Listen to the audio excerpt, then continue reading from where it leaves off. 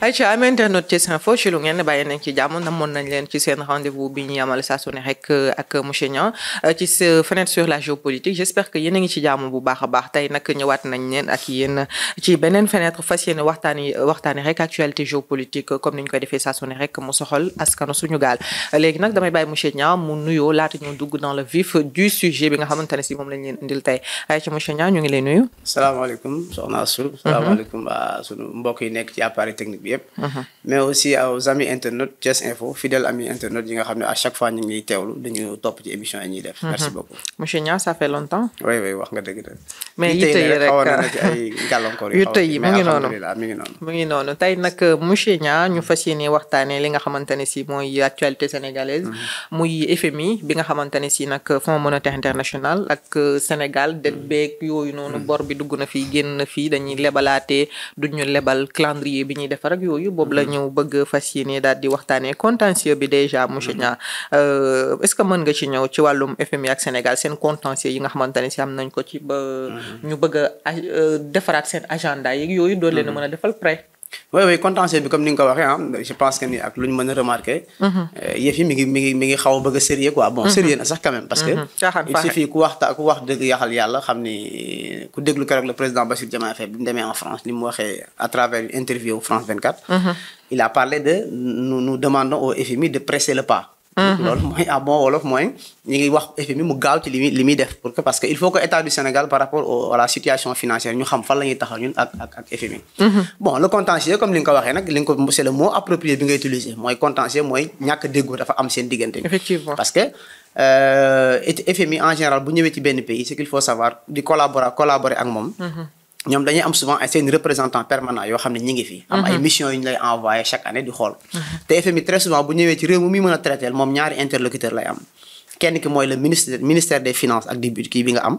keneen ki muy kiyal mooy la banque centrale bu dee lu mel ne Sénégal banque centrale du Sénégal amu fi banque centrale des états de l'Afrique de l'Ouest moo fi nekk. parce que dañoo nekk ci espace UEMOA. donc FMI à travers rapport yooyu ci lay basé wu. di mettre en œuvre ay programme d'appui finance xaalis bi mu lay lebal ak yu mel noonu. donc malentendu bi foofu la commencé parce que régime bi fi génn ñoom fi ñu bàyyi woon ay documents wane ni Sénégal fi ñu ko bàyyi mooy taux d'endettement 74% lañ doon wax. ak benn déficit public en réel ay 6-7% et cetera. bon maintenant bi gars yi ñëwee audité. D'abord le premier audit bu njëkk bi avec la Cour des comptes ñu gis ne demewul noonu on a parlé de 99%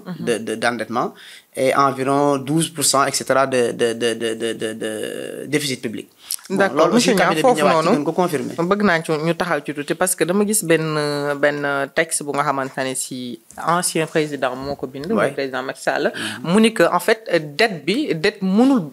publique kenn mënu ko nëbb en fait. parce que il faut conseil constitutionnel am si wàll. kon en fait lii ñuy wax ni yëpp leer la en fait président Macky Sall laa gis mu wax loolu. mu ni que dette bi mënuñu ko nëbb parce que moom bu ko doon def tey jii il fallait mu am accord conseil constitutionnel. kon tey jii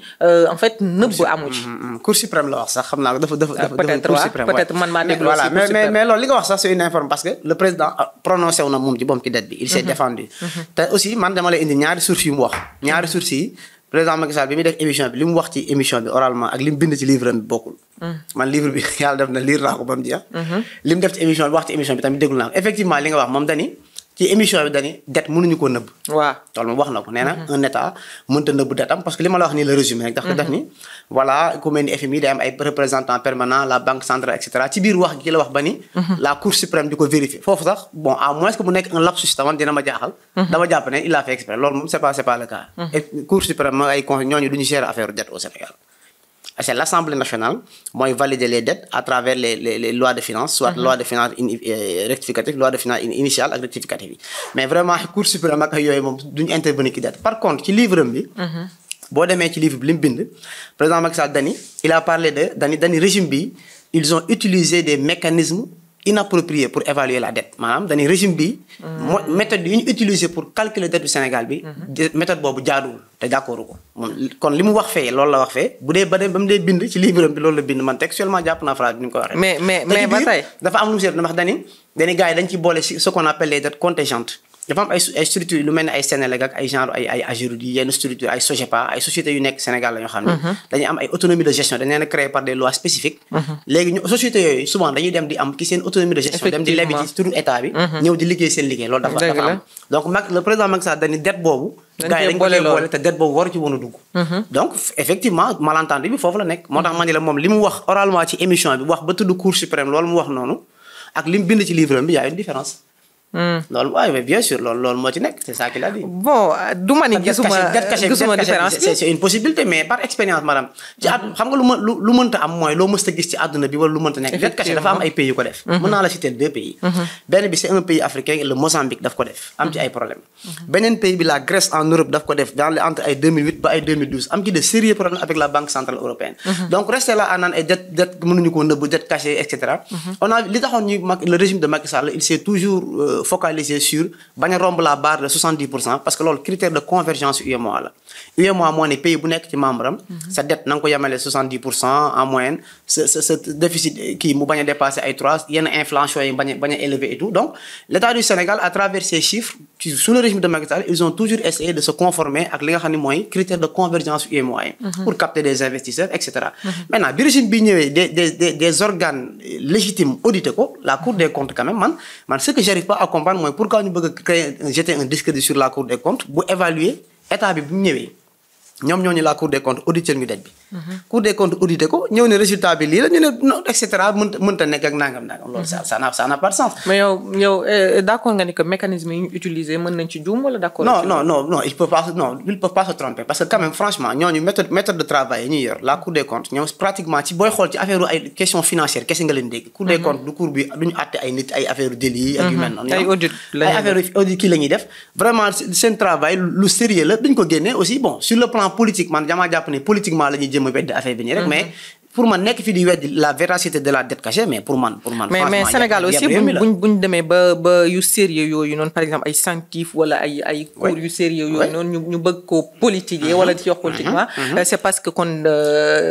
am na lu manqué ci suñu mentalité quand même. Effectivement ouais c'est les politiques qui ont échoué loolu moom c'est les politiques de manière générale qui ont échoué parce que organes yooyu jàpp naa nit waru leen woon a di leen douter ay OFNAC bu ñu waxee ay CENTIF ay Cour des comptes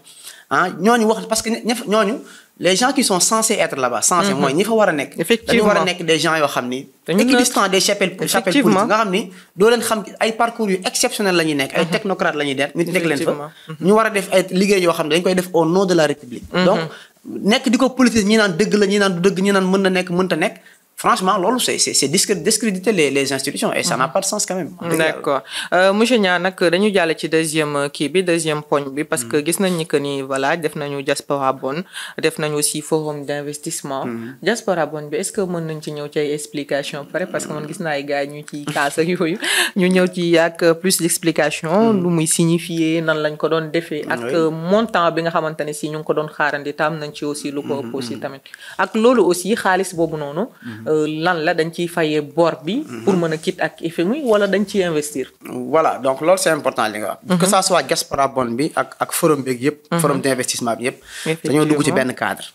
benn cadre bu ñu dugg mooy c'est le plan de redressement bi État du Sénégal initié en août 2025 bii passé.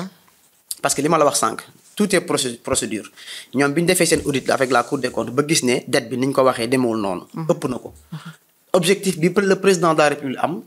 le premier ministre di doxal vision boobu mooy dañ ni il faut que ñu redresser réew mi.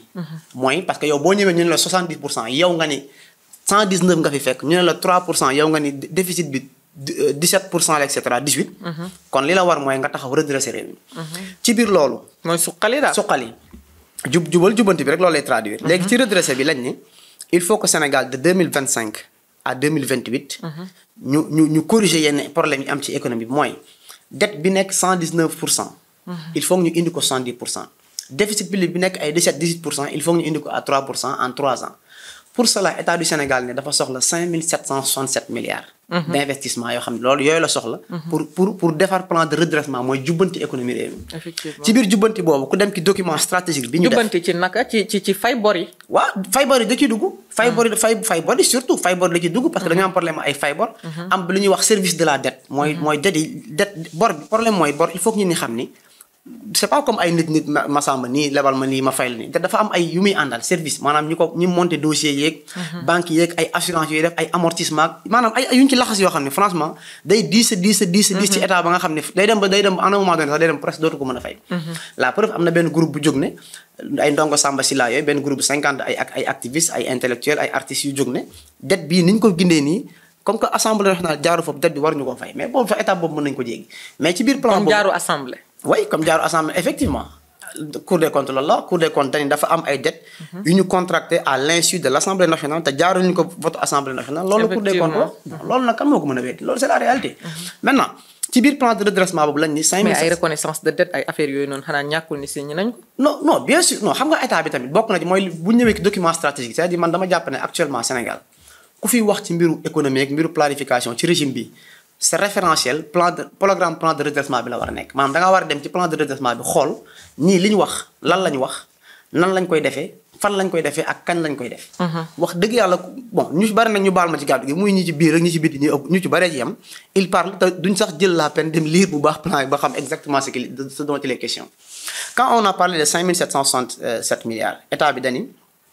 sur les 5767 milliards les 2200 milliards dafa bëgg mu nekk des ressources endogènes parce que régime bi dafa am lu ñu gëm ñoom li ñu gëm mooy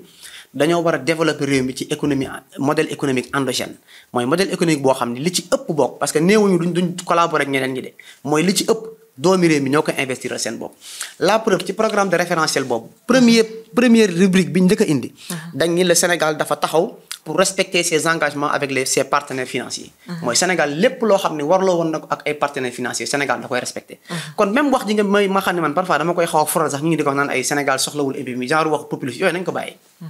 Sénégal membre FMI la Sénégal soxlawul FMI xam nga lu muy ndural mi ngi mel ni ngay natt nga jël sa xaalis yow di natt ñatt yi ñu xam ci suñu réew di natt ba tegg jot nga naan man soxluma xaalis bi duma teggi loolu yëfi dof la yëfi ñàkk fayda la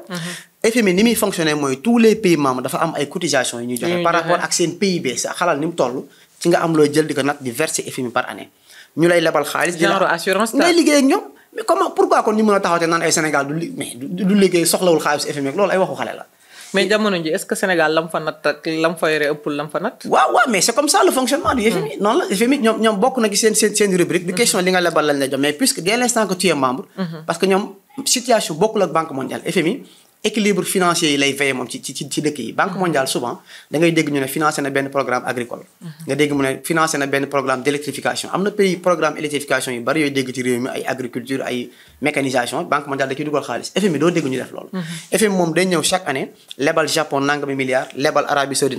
lebal Ghana nangam lebal Sénégal etc par rapport ak say contribution ak sa situation financière mu lebal la xaalis établir benn taux d'intérêt yu faible quand même échéance yu gudd pour nga mën a def régler sa situation macroéconomique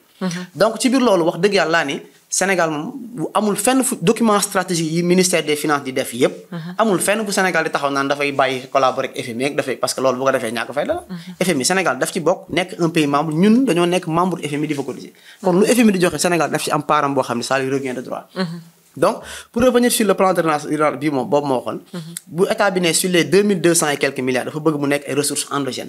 ressources endogènes boobu mooy li waa réew mi di defal seen bopp ci la appel public à l'épargne yi dugg appel public diaspora beeg la preuve avant ñuy def diaspora bond bi appel public à l'épargne publique au niveau national amoon na fi bu ñu fàttali ko état bi taxaw na fii ne waa ñi nekk Sénégal ku bëgg a lebal xaalis bi état bi dugalal sa xaalis abal ko et cetera ba ñu def ko première phase mu réussir diaspora bond bi li ci intéressant mooy laaw l'état barème bi mu fixé woon c'était 300 milliards on s'est retrouvé avec 450 milliards loolu machallah c'est quelque chose d'exceptionnel li nga xam ne moo ki toppaat muy le forum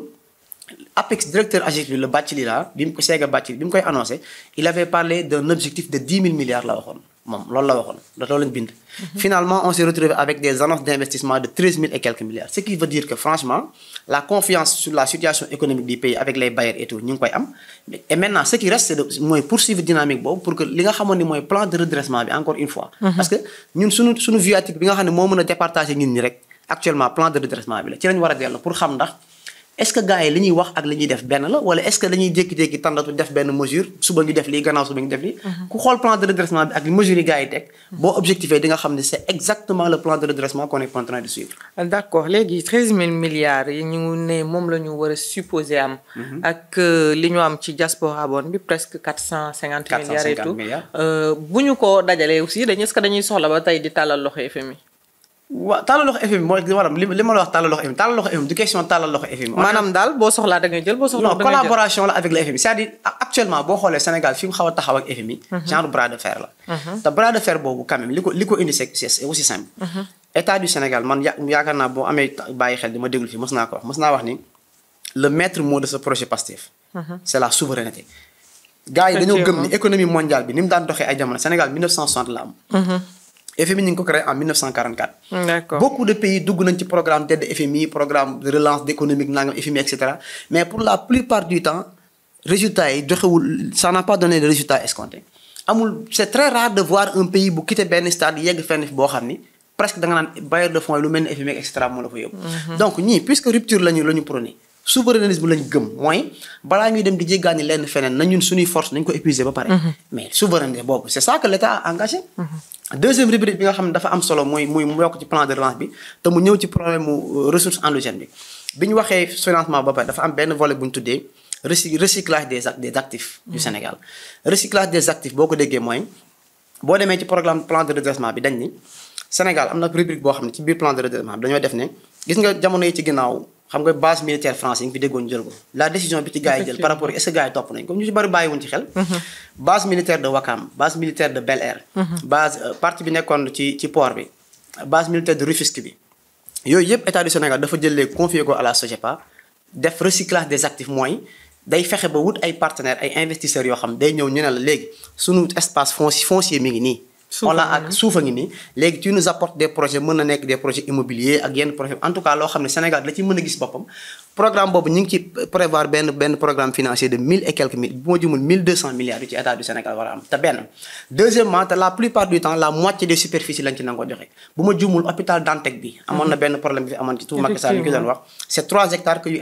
ci état bi prévoir biñ ko évaluer ba pare quand on parle de 1200 milliards état du Sénégal tegaat beneen condition ne acquisition temporaire la mooy investisseur bi ñu koy jox duñ ko jox ne ko abadan yaa ko moom dañ la koy jox ne la indil ci benn programme état du Sénégal boo xam ni dina ci gis boppam mën na nekk 30 ans 40 ans ça dépend ci convention yi ñuy am mais lu rubrique yu mel noonu pour montrer que tout a été planifié beneen rubrique bi nga xam ne mën naa la ko jox tout à l'heure ci programme de redressement bi toujours parce que man moom laa gëm ni mooy viatique bi am na fu ñu tuddee li ngay dégg ni ñu koy wax jamono yi ci affaire ay dañuy jàpp ak dañuy def nii dañoo war a liggéey mais jàpp bii ñuy jàpp gars yi ci affaire xaalis bi ci liggéey bi la bokk. li ñuy nangu ci ñoom. ah oui bien sûr mais man dama jàpp ne actuellement yabaate ak caaxaanee xel moom weesuwul nit bëgg a taxaw di weddi ne l'ancien régime là ñu ci bari mais ils ont fait des détournements énormes sur les deniers publics loolu dafa leer. yooyu noonu dafa. am na sax gis naa sax ñu ni que boo amee koo ci xam boo ko boolee da nga ci am. waaw mais c'est-à-dire pour vous dire que ni gars yi dañoo prévoir cadre juridique bi yëpp ba pare door a engagé voie réforme yi. bu ma la joxee exemple madame OFNAC. ma jox la benn exemple rek boo xam ne man bu yàggul laa ko doon réviser waat di am lu ma ciy lire le rapport de 2022 de l'OFNAC. xam nga lu mu wax dani sur la déclaration de patrimoine sur 797 et quelques assujettis mooy parce que OFNAC dañ ni képp ku ñu fal. muy ministre muy DG yu mel noonu. maanaam nga yor benn gafaga réew mi goo xam ni plus de 1 milliard goo xam ne yow ci sa ndigal nga koy joxe di encaisser ak yooyu da ngay def sa déclaration de patrimoine. mooy bu ñu la falee da ngay wax li nga am. say passif ak say actif mooy ay li nga actif yi mooy ay passif yi mooy ay banque boo am ay kii ak ay bien ay intérêt booy fay ak ay say business yooyu def ak ay assurance yi lépp ngay wax. mais boo defee déclaration de patrimoine bi à l'entrée booy génn da ngay def déclaration de patrimoine te génn bay gën a am solo qu'est-ce que les rapports ont montré dañoo wane ni sur 797 assujettis ñu def bu ñuy dugg environ 160 personnes ñoo defaat bi ñuy génn ñu gis ñëpp defuñu dañoo bañ y a des ministres qui sont toujours là parce que c'est pas forcé c'est forcé kon lu tax ñuy bañ mais yàpp nit ñi ak caaxaan mais ñooñu est-ce qu'on peut dañ leen a war a bàyyi nii rek ñu wër ci dëkk bi bëgg a politiser yi fi kuñ laal nga bëgg a jug naan ay noon ñi ba liggéey dañ fee bëgg a nekk di jàpp Masamba ak di jàpp Mademba boo yoree responsabilité réew mi loi bi wax la lu leer ne la yow astu nangam buñ la joxee budget plus de 1 milliard nga yoral ko réew mi moo xam maire nga moo xam DG nga moo xam ministre nga. booy dugg da ngay def déclaration de patrimoine wax li nga am lépp. booy génn nga wax te déclaration de patrimoine wax ni lii laa. xool différent mais entre temps mënoo fee liggéey ba sa dara yokk daal maanaam. non mën na yokk sax mais yokk bu raisonnable. non mais attends non c'est-à-dire nous sommes tous au Sénégal quoi. c'est-à-dire les politiques sénégalais là. dafa am des ruptures yoo xam ne le peuple doit dañ ko war a acter mu jeex. mooy lan politicien milliardaire mitu waa gi daa am xaalis ñu ne lan la ñu ne ministre la loolu dafa war a jeex. booy bi daa am xaalis milliardaire ñu ne lu tax ñu ne non daa nekkoon DG port wala pourquoi un DG war a nekk milliardaire fan la loolu tegu yow nga am salaire am logement de fonction am oto booy dawal am chauffeur bu ñu la jox am ay primes yu ñu lay jox booy déplacé wu ci prise en charge par l'État nga bëgg di chaque fois nga bëgg du tic au tac nga nekk un milliardaire. am na loo xam ni bu ñuy wax sax ça rend les gens dafa mel ni société bi da koy xaw a yàq parce que day mel lu indi soxorante. effectivement la notion de mérite bu ñu ko fi jëlee. comment on peut dire que ni 700 et quelques assujettis à la fin 150 personnes 167 personnes def déclaration de patrimoine. te ñi ci def prête-nom kenn xamul nu mu. ñi ci def prête-nom mais yu mel noonu nag la nouvelle loi bi ñu doon wax nii da ko jël en compte. pour ne léegi déclaration de patrimoine bi c'est obligatoire te boo ko deful ay poursuites judiciaires dafa la ji war a topp ñu daan effectivement mel noonu yëpp aussi wax dëgg yàlla niche yooyu yëpp nga xam ne état bi daf ko am possibilité pour récupérer ci wat xaalis daf ci war a bokk beneen bi bokk na ci la renégociation des contrats li ma wax ni yëpp mi ngi ci plan de redressement bi parce que plan de redressement bi dañu gëm ni am na ni contrat yoo xam ni dañ koo négocier en l'encontre des intérêts du peuple sénégalais mooy ni ñu ko defee baaxul affaire ArcelorMittal bi gis nga gars yi yëngalaat ko problème Woodside bi gis nga keroog benn problème bi ci am à un contentieux de 22 milliards Woodside bañ na du ko fay parce que tout simplement problème interprétation sur le contenu local la yi ma la wax nii yëpp la gars yi prévoir ne lii lañu war a financer les 5767 milliards du plan de redressement te man am na lancé bu ñu ko topp boo xam ne pour man en aucun cas waruñu ko wàcc dañ ko war a poursuivre jusqu'au bout. d'accord ñu wax ci investisseurs yi ndax dinañ ñëw parce que yàgg nga toog fii di wax naan que Sénégal dafa am soft power boo xamante ne si mooy tranquillité musuñu am ay coow ak yu ni mel est-ce que tey jii nii loolu kese ça suffit pour que investisseurs yi mën a am fitu ñëw investir ci réew mi ba que 13 milliards wala 13000 milliards yi nga xamante ne si ñu ngi koy xaarandi dina nekk lu dëggu daal. oui c'est une question pour moi question bi li nga ko am na solo sax parce que 13 et quelques milliards yi annonce d'investissement gars yi wala plus sax da ngay gis sax ñenn ngi di saboté naan ay non du parce que dafa mel ñoo xam ne wax dëgg yàlla succès gouvernement bi ça les gêne quoi man parfois je ne comprends pas c'est vrai hein am na ñoo xam ne bi ñu waxee ni la preuve man benn problème bi ma njëkk a remarqué sax mooy forum bi d'abord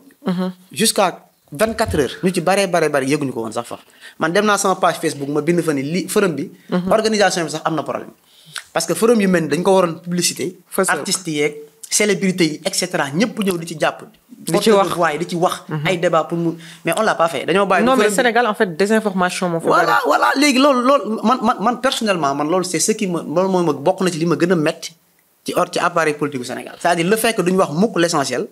on préfère laisser ici ay ak comme par exemple sànq ba tey yaa ngi naan gars yi dañuy génn di wax alors que xamuñu sax plan ba lan moo ci est-ce que plan bi aussi utiliser nañ ay mots simples yoo xamante ne si dinañ ko mën a comprendre plan bi un élève de troisième boo ko liiree xam liñ ci bind lépp bañ a lire mais ñu utiliser aussi communication orale bi di ko wax nit ñi doo dégg nit ñi Facebook la ñuy gën a ëpp lu ñu ne wala TikTok wala WhatsApp nga def ko ay audio je sais pas nit ñi jot ko loolu d'accord naa ko plan boobu nga wax moom yooyu yëpp war nañ ci mën a travailler parce que plus communication accessible au peuple effectivement plus mu gën a simple plus mu gën loolu je suis parfaitement d'accord mais li nga wax ci investisseurs yi li tax est-ce que dina ñëw et cetera sur le Sénégal et tout soft power bi Sénégal am dama lay fàttali ci benn affaire gis nga moment bi Sénégal di def forumam le 7-8 boobu Guinée le 4 la def bosam moom te Guinée d'ailleurs c'est benn homme d'affaires sénégalais Thionia par exemple moo fa nekkoon pratiquement le maître d'œuvre ci kii boobu ak ay seen diaspora bi et tout pour montrer que Afrique environnement économique bi ñu am presque ñun ñëpp ñoo ko bokk c'est-à-dire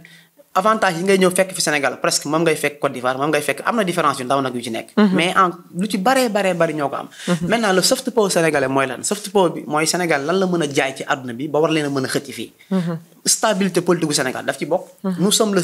le je peux dire le seul pays de la sous-région boo xam ni ñun suñuy transition démocratique yu ñu am yépp sur le plan démocratique mosuñu fay def coup d'état mosuñu fay def yenn activités yi mosu fi am loolu benn la deuxièmement en terme de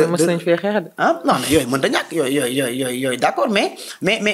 li am solo mooy les symboles de l'État waaw d'accord mais les symboles de l'État restent toujours debout li am solo mooy Sénégal traversé na période yoo xam ne bu amul woon lu ñu mën a wax ay institutions yu dëgër ay nit ñu dëggu Sénégal réew mi ndërmeelu na malheureusement on a traversé ça bon loolu heureusement du moins mais quand je parle que man gëm naa ni investisseurs ils ont foi au Sénégal parce que ñi ñëw ñëpp effectivement ay annonce lañ def. mais bu ñu demee sax ci biir affaire bi ba xool annonce yi ñoom ci yan secteur lañu gën a wax ni ci lañ bëgg a investir. bokk na le secteur des hydrocarbures le secteur minier le secteur du tourisme. comme pétrole et l'immobilier effectivement. bon am na yeneen nag mais ak problème mu industrie agro-industrielle. mais yooyu noonu pour man. avant état bi di ko def sax dafa préparer cadre bi ba mu am solo. rappelez-vous que avant état bi di lancer forum bi dañoo changer le code des investissements. toujours ci plan de redressement bi nga xam ne chaque fois man moom laay wax ne mooy suñu livre rouge plan de redressement bi dafa prévoir ne benn surtaxe duñ ko jël di ko tegal les investisseurs étrangers mooy état du Sénégal dafa garantir ne képp ku ñëw di investir ci Sénégal duñ la tegal surtaxe parce que loolu bokk na ci li gars yi gën a ragal. les investisseurs ne sont pas des humanitaires ñëwuñu pour dimbali nit rek ay dañoo baax ak dañoo laabiir. dañuy wut xaalis. buñ ñëwee Sénégal ne la damaa bëgg a investir ci tourisme. ne la Casamance laa ko bëgg a def. nga tegal leen yenn conditions yu métti automatiquement Guinée la ñuy dem wala Gambie. maanaam fi nga dem la ñuy dem xool est-ce que ñoom foofu war nañ faa mën a am opportunité bi avec un moindre coût te seen bénéfice gën te duñ ci sonn. bu leen ko Guinée wanee te yow wanoo leen lu mel noonu dañ la fi bàyyi dem foofu. sans seen intérêt seen intérêt la ñuy xool. donc le Sénégal créé code des investissements bu attractif deuxième bi mooy le code des impôts code des impôts bi amoon na bruit mais booy xool la plupart du temps domaine yi ñu taxé laalul le côté des investisseurs. am na côté bu ñu taxé lu mel ni ay tabac ak yu mel noonu. sur les exportations am na ñaari produits ba yu Sénégal yoo xam ne décidé nañ ko surtaxe mooy arachide bi ñuy gars yi di génne ak noix d'acajou mooy darkase beeg yooyu. donc pour vous dire que ni ak code des douanes aussi am na réforme bu ñu ci indi pour montrer que cadre bi war a accompagner investissement forum bi yëpp avant forum bi di ñëw. def nañ lépp ba cadre boobu taxaw ñu assurer les investisseurs wan leen ni surtaxe du fi am. kenn du leen surimposer et vous ne risquez pratiquement rien au Sénégal maintenant créer forum bi am annonce 13 000 et quelques milliards foo xam ne 10 000 nga doon xaar. loolu franchement parler je pense que c'est un succès énorme parce que programme de développement boo mën a gis ak lu ñu ko mën a tuddee. annonce lay commencer. bu jollee ci phase annonce jàll ci phase étude de projet parce que investisseur bi bu la nee mën naa investir 2 000 milliards ci sa site minier. bu la waxee loolu da koo annoncé bu annoncé ba pare day indi étude de projet am. bu indee étude de projet am ngeen xool négociation signature des contrats yi conventions yi nan lay demee et tout. installation yi et début d'exploitation yi. donc pour dire que ni ay phase la mais la phase toutes les procédures yëpp fi muy commencé mooy annonce. te heureusement puisqu'on a eu 13 000 milliards d'annonces mais ça veut dire que le Sénégal reste un pays attractif et les investisseurs am nañ.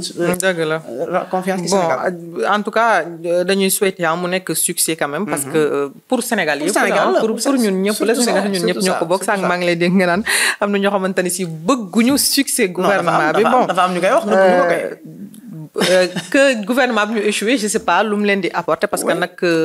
mën nañ d'accord que ñuy kujje politiquement. mais dem ba que nga yéene réew mi. waaw non dafa am xamal tax ma lay wax parce que dafa am na ay ñu ngi ci réseaux sociaux yi di lire. on a vu des gens yoo xam ne bi forum bi di am waxuñu ci biñ déggee ni 13 000 milliards lañ njëkk a def mooy dem ci kii di ironiser naan non 13 000 milliards yi ba ngeen yaakaar ne xaalis bu li content la 13 000 milliards yi annonce rek la. mais loolu mooy ban façon discours kan moo wax ne 13 000 milliards xaalis bu ñuy jékki-jékki rek xëpp ko Sénégal comme ça ñëpp xam nañu annonce la. effectivement léegi monsieur Niang fi ñuy daanelee nag bu ci point bu gàtt rek parce que temps bi xaw nañu xoj tuuti. mooy dualité bi nga xamante ne si am na ci diggante Côte d'Ivoire ak Sénégal ci port bi. et que voilà léegi wax nga ko sànq sax que Mali. désormais Côte d'Ivoire récupéré na ko am na sax aussi ñu nga xamante ne si waaw ok ci lithium bi comme li nga wax rek parce que sànq yaa ngi naan que voilà am na ñoo xamante ne si dañ ci kontaan naan ñu ngi perte Mali alors que voilà Sénégal yàgg di defee ay exportation mais tout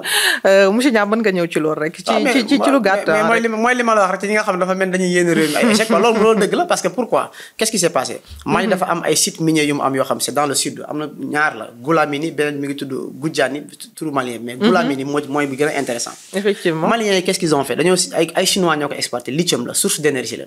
lithium bi état malien day jël 30% bi concession ki koy exploité jël les 70%.